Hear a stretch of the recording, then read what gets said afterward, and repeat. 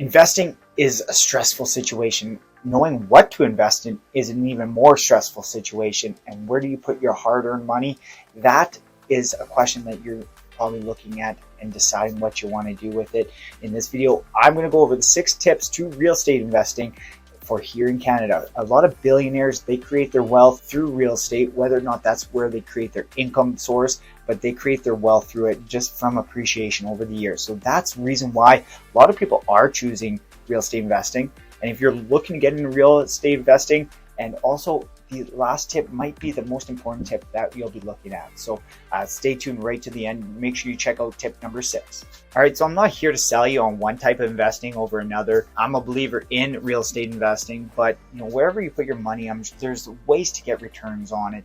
Whether it's crypto, stocks, bond market, whatever you're looking to do with your money, there's always ways to make money on it.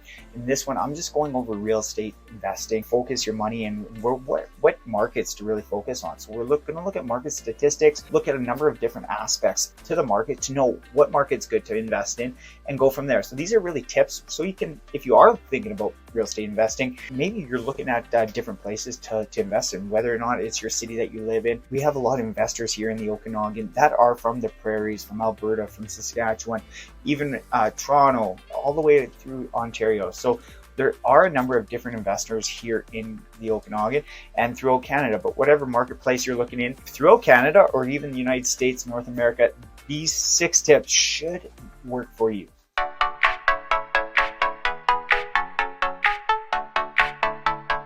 Hey, what's up, everybody? It is Mark Coons here with Coldwell Banker Horizon Realty here in Kelowna, and I'm doing videos here for you looking at the real estate market here in the Okanagan. What is it like to live here? What is it like to invest here?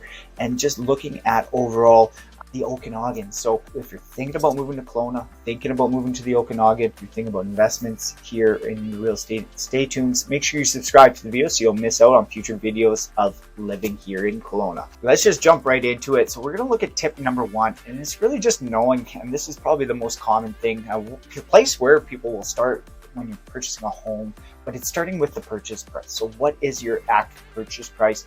What can you afford? What can you put down? How much down payment can you put? So here in Canada, you're going to have to be putting about 20% down for a secondary residence. If you are looking to move into the same city, if you are in the same city, you could also be looking for a home with a suite where you can get away with and live upstairs. And it's called house hacking. Find a number of different units. So the house hacking means you can live in one specific area and then you can rent out the multiple other units there. So if you have a house with a suite, you can live in the basement and rent out the top floor, or live in the top floor and rent out the basement.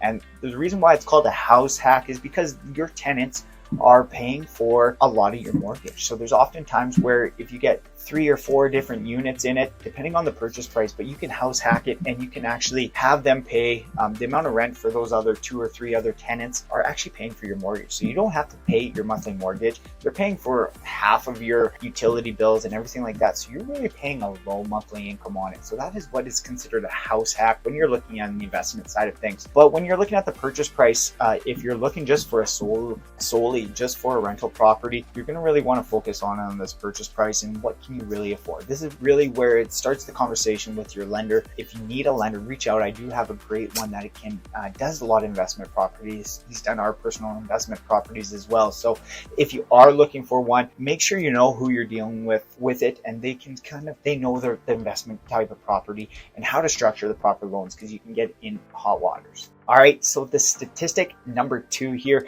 what you want to be focusing on is the days on market, or you could also be looking at the months of inventory. This is really going to dictate what type of subject conditions you can put into an offer, how clean do you need to go in on an offer, and how aggressive on price point. So it affects not only the price point. With the higher days on market, the better price point technically you should be able to get. All depends on seller's motivation. I just saw a house actually that just sold 30 days on market and it sold 10% less. So there's $130,000 off of the list price within 30 days. So it doesn't necessarily mean you have to have a high days on market. It really depends on the seller's motivation. So sometimes we don't know that going into it. You can always make an offer and just see what the seller's motivations are, because You just never know.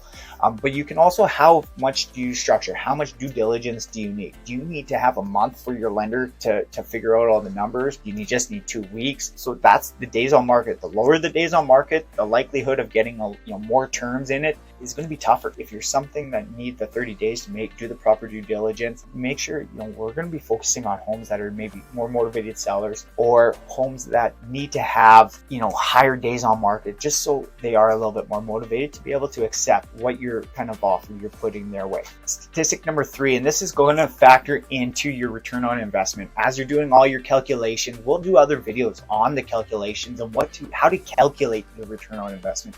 But when you're looking at the return on investment, you want to see what the passive appreciation has been for these properties. So you want to look at what it's been in the past and also project going forward. But you also want to make sure that this number isn't skewed a whole lot. It's like Kelowna specifically, we saw a ridiculous amount of passive appreciation in the last couple of years. So homes pretty much have appreciated between they're up 35% last year, and over the last 2 years up 50% ballpark. So those I wouldn't use, if you're looking at Kelowna, I wouldn't be using those passive appreciations. There's a number of factors why that happened. If you do have questions on that, reach out, shoot me an email below, or shoot me a text, give me a call, whatever works, and we can chat about it.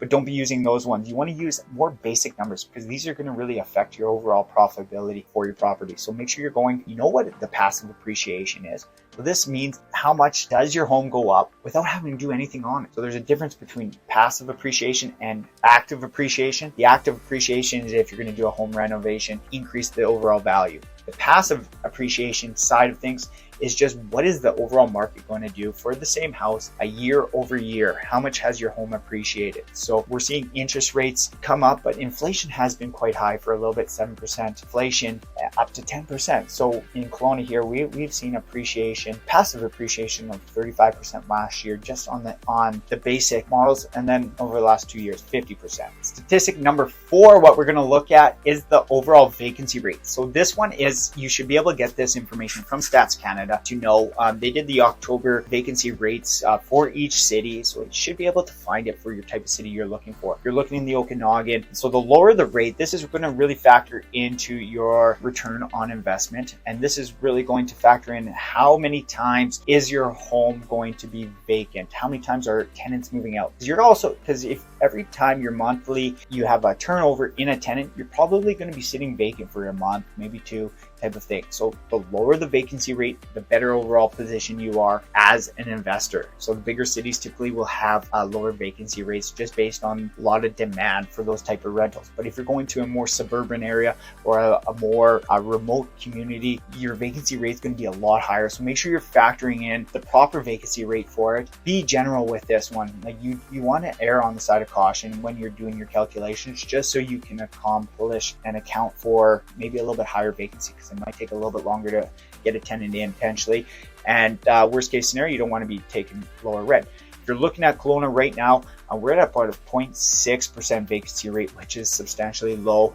More inventory is definitely needed here in the Okanagan. So that is a real estate market that has historically over the last 5 years, and that's the reason why we moved here to the Okanagan and we are investing here in the Okanagan, is because such of a low vacancy rate. As soon as somebody moves out, a lot of other people are moving in. You have a lineup of people for it. And number 5, what we have is rental rates. So this might sound, obviously you're probably going to want to know the rental rates, but make sure you know the rental rates before you're making offers, before you're doing the negotiation process. So you want to know what the rental rate, what's the potential rental in that area going to go for? Is it a upstairs? Is it a downstairs? Is it a basement suite? Is it an apartment? That sort of thing. You want to make sure you know, and you can err on the side of caution so you can do the proper calculations for your return on investment and make sure you're not going to be underwater on your mortgage. It's going to come up later down the road. So make sure you're doing your calculations and factor that into the home search, what you're looking for. So know the rental rates of the marketplace. And if you're in the Okanagan, if you're in the Kelowna region, shoot me an email, reach out, and I'm happy to help you. I send you a document, what we have for the ballpark rental rates per season, what everything's going for. Rental rates in our region are going up, so you're better off actually having a vacant unit and you can get a higher rental rate versus taking over an existing tenancy, because the way that that home prices have increased over the years. If you're taking over an existing tenancy, there's a great chance that that tenancy is not going to pay for what the rent is. And tip number 6, and this is maybe one of the most important ones and going to be one of the ones that we really need to focus on as we're heading out through the years because of what's happening in the overall markets and with high inflation right now currently. We are potentially going to see a lot of unemployment. And so it's really knowing your market and knowing where there's employment and unemployment. Who are the major players in your sector? And this really factors into what region are you going to invest in. Are you going to invest in a place that is heavily relied on oil and gas, which sometimes can be volatile? Or are you going to focus on an area such as Kelowna, where it is industry, it's not necessarily industry driven, but it has a lot of natural beauty. So a lot of natural things that will bring people to it. So there's a lot of self-employed people here living in Kelowna and a lot of government sector ones. So hospital is a main employer, the university is a main employer. So a lot of times that is something that I focus on. Just know what you're getting into. What is the potential for unemployment? How high is it going to be? And go from there. The reason why we chose the Okanagan, and we moved from Saskatchewan and we moved here to the Okanagan, and the reason why we chose it are a number of all these factors that we're looking at through this video. We really focused on it, and these all had solid numbers and made sense for us to invest in. So not necessarily one industry here in the Okanagan that is driving the overall market. Is the substandard of a bunch of different little pieces. So if one industry is doing bad, the other industries can kind of make through and keep employment overall in the region at a relatively stable rate. All right, so if you do have any questions on investing here in the Okanagan or in Kelowna or anywhere in Canada, reach out. I'm happy to get you in touch with all of our lenders, other people in other industries, that sort of thing. Maybe you're looking for employment. So reach out. I'd love to help you through the whole process. Give me a call, email, text. And if you haven't already, hit that like button and subscribe to the channel.